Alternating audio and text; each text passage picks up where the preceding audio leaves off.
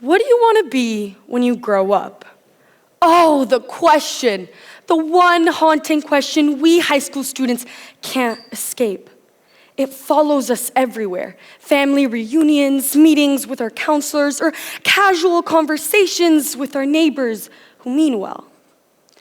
It's a question that to many of us high school students feels more pressuring than inspiring.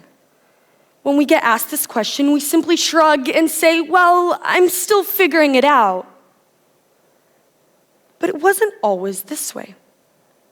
See, if you had asked many of us this question in elementary school, we would have leaped out of our chairs into the air, screaming over one another, saying, I want to be a doctor, oh, and I want to be an astronaut.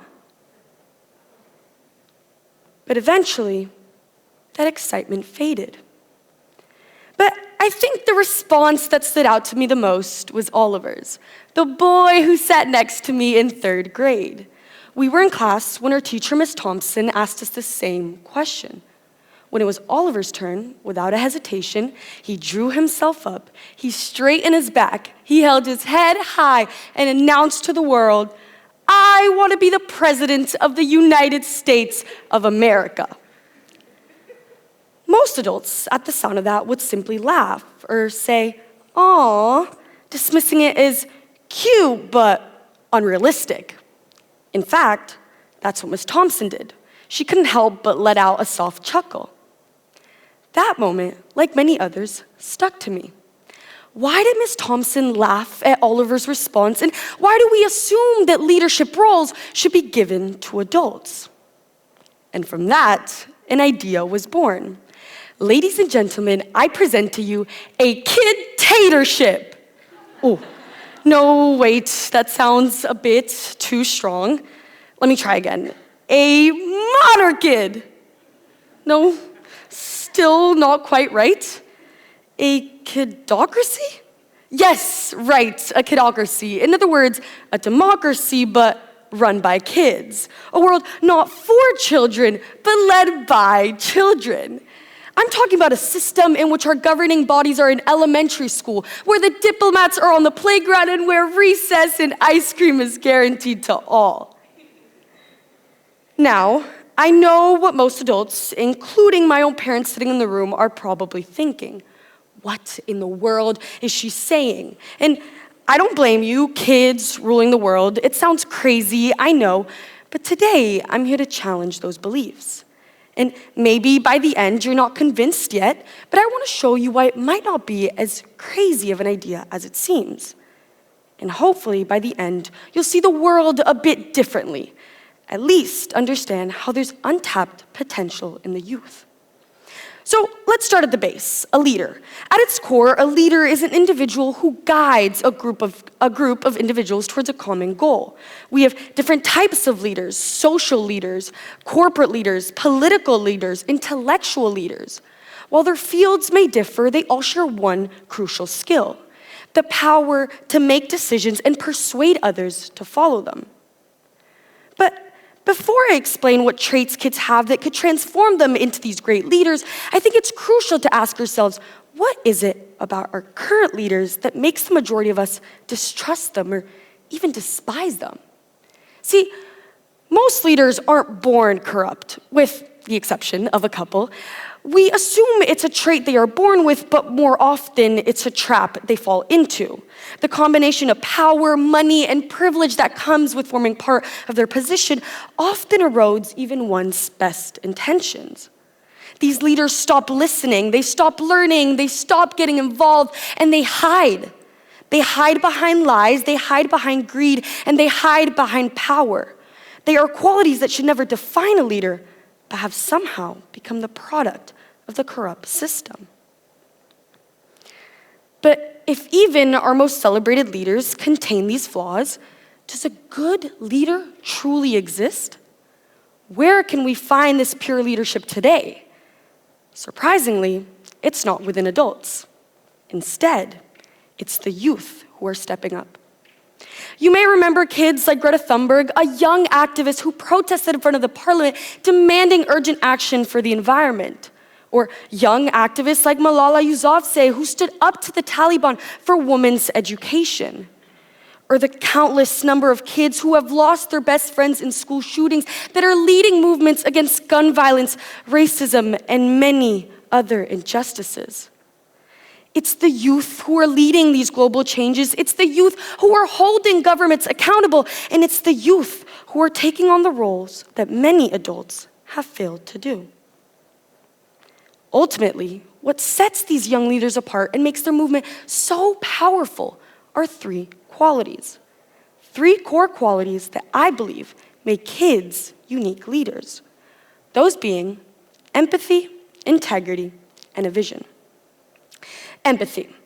Empathy is the ability to imagine someone's situation. It's a concept that many of us are familiar with from a young age. I remember it being constantly emphasized in my childhood classroom. From picture books to class conversations, empathy is seen as this essential human skill.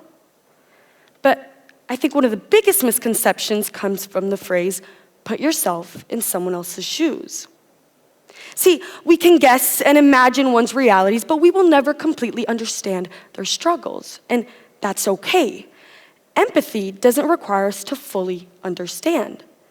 In fact, the most genuine form of empathy comes from instinct, a natural response to someone's pain or conflict. Kids show this kind of empathy all the time. Let me put it this way. When a kid forgets a snack, do his friends pause to think, what will benefit them or what will look better for the media? No, they instantly break off a slice of their Nutella sandwich and give it to them. They respond with love and care, instantly redistributing their wealth to prevent emotional distress. It's not just empathy, it's instant preschool level socialism, and it works. The second quality is integrity. While exploring the qualities of good leadership, I came across both honesty and integrity. And while they are closely related, they aren't identical.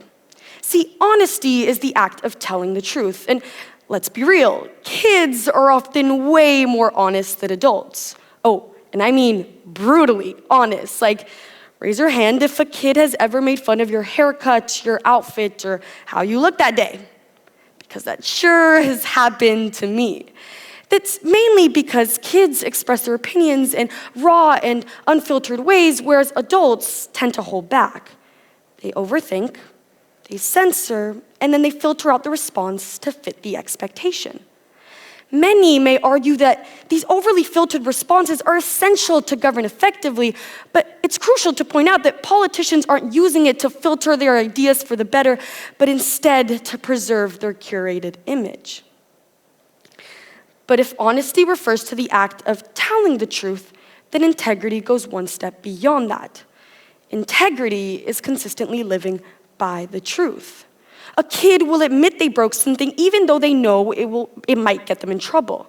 They say what they see without worrying about politics or their image. They act purely based on instinctive feelings of right and wrong. Lastly, a vision. Well, more than just a vision, a good leader needs to be a dreamer. Am I right, Dad? I mean, after all, he's the one who gave a speech on the power of dreamers like him.